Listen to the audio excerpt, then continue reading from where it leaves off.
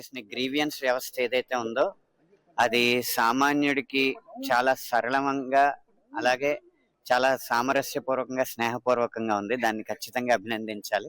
అలాగే ఒక సామాన్యుడిగా మా ఊర్లో ఉన్న ఒక స్థల వివాదం, కోర్టులో ఉన్న ఒక స్థల వివాదం గురించి, ఆహ్, ఇద్దరు పార్టీల మధ్య జరిగిన ఒక స్థల వివాదంలో కోర్టులో కేసు ఉండగానే అక్కడ జరుగుతున్న కొన్ని ఆహ్, అసాంఘిక కార్యకలాపాలు కలెక్టర్ గారికి, ఎస్పీ గారికి దృష్టిలో ఉంచడానికి మా నాన్నగారికి సహాయంగా నేను ఇక్కడికొచ్చాను.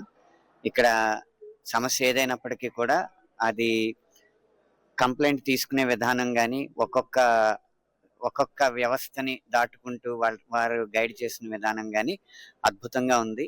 ఇది సామాన్యులకి ఈ వ్యవస్థ చాలా ఉపయోగపడుతుందని నేను మనస్ఫూర్తిగా నమ్ముతున్నాను.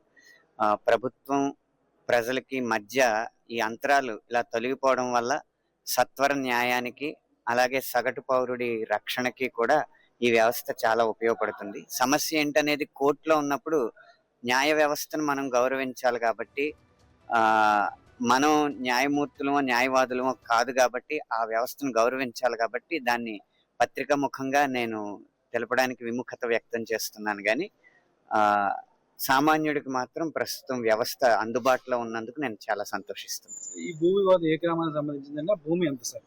ఇది భూమి కొలత ఎంతైనా ఒక దొడ్డిపట్ల గ్రామంలో ఇద్దరి ఇళ్ల మధ్య ఉన్న ఒక కామన్ సైట్ కి సంబంధించిన విషయం అన్నమాట.